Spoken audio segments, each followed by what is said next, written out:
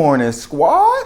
Happy Friday. Y'all already know what it is when y'all see me wearing my Niners red. Welcome back to MadMizzy Sports Morning Show, the #1 spot for everything sports talk, sports news, sports debate in the morning. And we got a crazy rundown today. Of course, we got to break down that terrible Thursday night football game of the Indianapolis Colts at the Denver Broncos. And I got to say this, Russ is no Peyton Manning. We're going to touch on that later, though.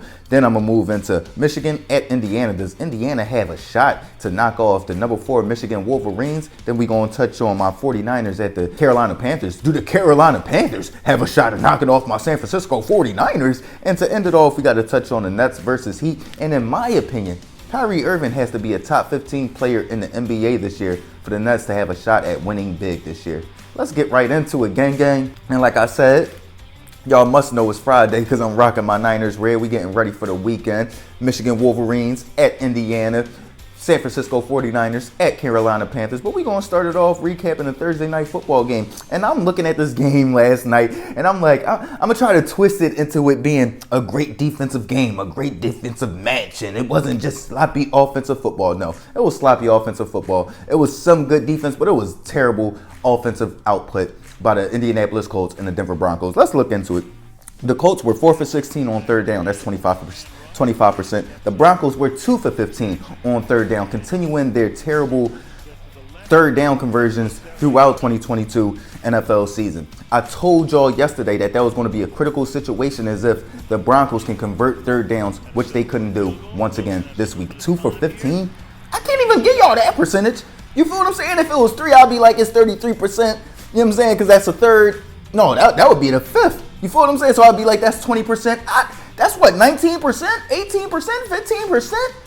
Come on, man. Y'all an NFL team that just paid Russell Wilson an astronomical amount of money. Come on, that's just pitiful. And then you look at the penalty yardage. The Colts had 8 penalties for 64 yards. It seemed like every time they got a big play, it was tweet, offensive line, holding, offensive line, illegal hands to the face, something like that. And then the Broncos, 7 penalties for 49 yards. Then you look at the terrible play by the quarterbacks. Matt Ryan sacked 6 times, 2 interceptions. 2 of those interceptions were to the same safety, doing the same coverage, robbing the middle of the field. He acted like he was going deep, then he came down and played that robber position in the middle of the field, lurking. Came under 2 routes. Got 2 interceptions, easy. Matt Ryan, you've been in the league for too long to make those mistakes back to back. Not back to back, but in the same game, to the same player. Find him, locate him, don't throw him the ball dead to his chest. That's what it is. Russell Wilson sacked 4 times, 2 interceptions. His interceptions may have been worse. You think about the first one, I think he's looking left, then he just looks back to the middle of the field and tosses it up. Nobody in the area, he just throws the ball straight to the safety. Bro, what are you doing? Hold on to the ball. They had 3 points in the pocket when you threw that interception. Terrible. You're a $100 million quarterback. Make players better, but you dang sure ain't supposed to make the team worse. That's making the team worse. Then you think about the second interception. They're up 6-9. They're in the red zone, and you try to force the ball to, I forgot, was it Cortland Sutton or was it Jerry Jeudy? I forget. But you try to force the ball to your wide receiver who's going against one of the top premier corners in the game, Stephon Gilmore. Stephon Gilmore jumps the route, interception, boom. Colts go down the field, tie the game up. Come on, Russell Wilson. Then you think about that last drive from the Denver Broncos after the Colts went down, got those 3 points in overtime, and then the Denver Broncos had a chance to win the game. They driving down the field, 4th and 1. I agree. You go for it. You're a better team than the Indianapolis Colts. You should win this game. You give it to Russell Wilson. He drops back and he clearly misses KJ Hamler coming across the field on a slant. Now, I'm going to give him a little bit more of a pass than I give Jimmy G because he was looking left. But when you see Cortland Sutton going up against Stephon Gilmore, the last person you just threw an interception to again, you're supposed to get off of him quickly, and he would have seen KJ Hamler coming across the field, streaming across the field on that slant. Streaming. Why didn't you start off with that combination of Jerry Jeudy and KJ Hamler to the right that's going up against lesser cornerbacks? Russell Wilson is playing terrible this season. Absolutely terrible. And I have nothing to defend him. And I got to say this. Like I said, to start it off in the rundown, Russell Wilson is no Peyton Manning. Let's look at the numbers through the first 5 games. Russell Wilson through the first 5 games has a 59.4 completion percentage, less than 60%. That's just terrible. 4 touchdowns to 3 interceptions through the first 5 games when you got Cortland Sutton, Jerry Jeudy, Melvin Gordon. They got weapons all over the field. And then you think about when Peyton came to the Denver Broncos, he found Julius Thomas. Julius Thomas wasn't he gonna come over to the Broncos, he gonna have Julius Thomas as a tight end. No, he found Julius Thomas and developed that young man. You feel what I'm saying? Let's look at Peyton's numbers through the first 5 games. He had 11 touchdowns to 3 interceptions. Russ has 4 touchdowns to 3 interceptions through the first 5 games.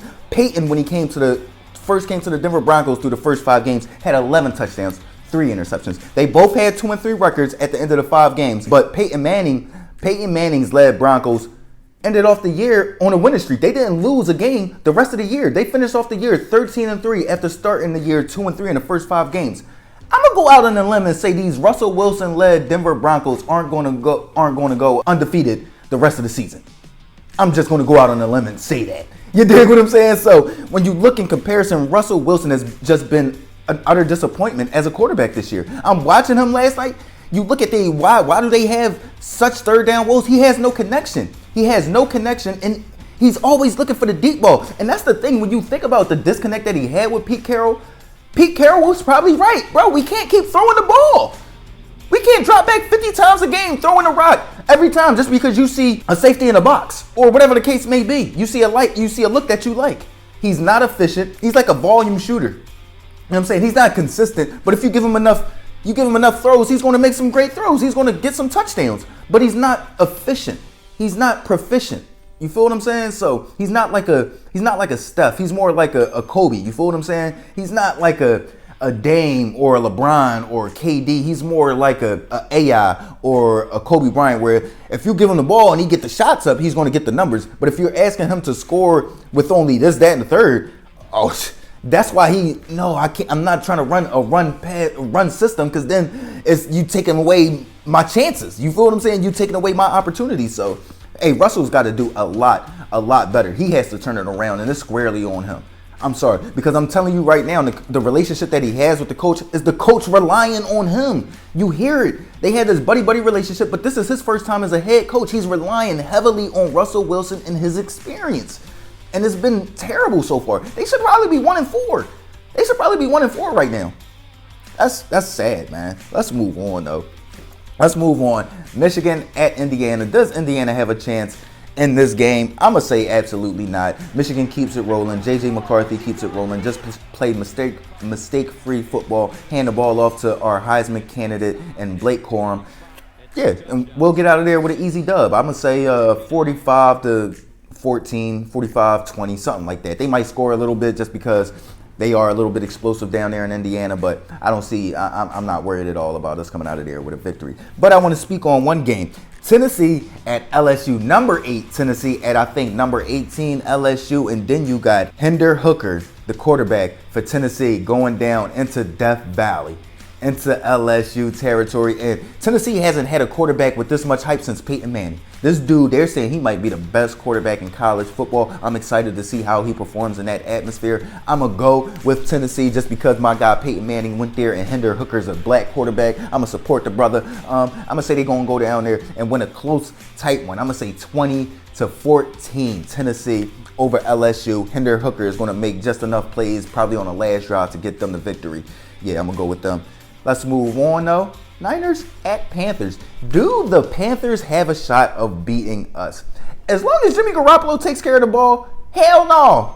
Hell no, they ain't got no chance of beating us. When you think about it, they got the worst offense coming into the league. Baker Mayfield, ranked by the NFL, has had the lowest quarterback ranking from 1 to 100 through the first 5 games. He's been absolutely poop butt cheeks. And Sam Darnold's not coming back no time soon. So they can't make a change. You look at my San Francisco 49ers, our defense, 37 points through the first 4 games, lowest amount allowed in the first 4 games since 2010. You think about 3.8 yards per play, the lowest amount allowed since 2008. We are dominating right now. You think about Fred Warner, Dre Greenlaw at that intermediate level. You think about Nicky Bosa, Eric Armstead at that frontline level. Then you think about Talanoa Hufanga, and then you got Emmanuel Mosley. Man, Mosley back there. Then you think about Jason Verrett coming back, Jimmy Ward coming back. Then we got Javaris Ward from the Kansas City Chiefs. Our defense is stacked and stout, and we're creating turnovers. The one thing that we've probably been lacking the past few years that might put us over the top even more than Jimmy Garoppolo playing just better is us creating more turnovers, although we did have two turnovers, I believe two turnovers in the Super Bowl. I'm very excited about my San Francisco 49ers. I'll be a lot more excited if we had Trey Lance at the starting quarterback, but the way our defense is playing right now and the way that we're just coming together, we're going to be a force to be reckoned with, and the Carolina Panthers have absolutely no shot unless Jimmy Garoppolo comes out there and lays an egg, which I don't see him doing that. Let's move on to basketball. We had preseason basketball yesterday. We had the Nets at the Heat. We had Ben Simmons on the floor. We had Kyrie Irving on. Did we? I didn't see Kyrie Irving on the floor, but we had Ben Simmons and we had Kevin Durant on the floor, and they got absolutely obliterated by the Miami Heat. Yes, I know it's preseason basketball, but I didn't get a chance to really flip back and forth to watch the games the way I wanted to because Thursday Night Football is now on Amazon Prime, but they don't have a channel on cable. You get what I'm saying? So you got to flip between actual apps. I wasn't doing that. So I tuned in a little bit to the Brooklyn Nets and the Miami Heat game. I didn't tune in at all to the Lakers Timberwolves game. But what I got from the Nets and the Heat game is that Kyrie Irving is going to have to be a top 15 player for the Nets to have a chance to win big this year. I'm looking at them, and Ben Simmons is the same player. He can't score. And what I noticed is that teams are going to treat Kevin Durant this year how the Boston Celtics treated him in the playoffs. They're going to see if he can handle traps. They're going to see if he can actually see the defenses and pass the ball, not just play one-on-one. And this proves that when he was in Golden State, Steph Curry was getting double-teamed way more than Kevin Durant because Kevin Durant can't handle the double-team. He can't. We seen it against the Boston Celtics, and we seen it again last night. Damn near every time they trapped him, every time the Miami Heat trapped him, he threw the ball into trouble. Now it's preseason, they're going to chalk it up to that. But a lot of teams are going to play him like that because they know he's the biggest offensive threat. So you got to get the ball out of his hands. And if he's showing that at this point in time that he can't really find the open man or he's not seeing the defenses the way he should and he's throwing the ball into trouble, he's just a glorified Jason Tatum. Because that's what was happening. As soon as Jason Tatum would get the ball into traffic or they would trap him, he was throwing the ball into the defense. So you can't have Kevin Durant do that. You can't have Kyrie Irving playing half a season, and then when he is playing, he's probably more like a top 30 player, more than a top 15 player, and expect to be a contender in the Eastern Conference. You can't. And you've seen glimpses of it so far. Their defense is terrible. Terrible. You feel what I'm saying? So they got to come out there and be a lot better. Listen, like I said, I feel like a lot of this is going to be on Kyrie Irving and him showing to the world that he's not just a top 15 talent, that he's a top 15 player and he affects the game as if he's a top 15 player. He has to be that difference. If he's not that difference, I'm telling you, the Celtics, the Heat, the Sixers, the Bucks, they running them out the gym. I'm sorry. So let me know what y'all think. Y'all know what it is. MadMizzy Sports Morning Show. Have a happy Friday. Have a safe, beautiful, blessed, fun, adventurous weekend. Make sure y'all get back to me on Monday. Like, comment, share, subscribe, listen, alert. MizzyWorld Entertainment. Gang.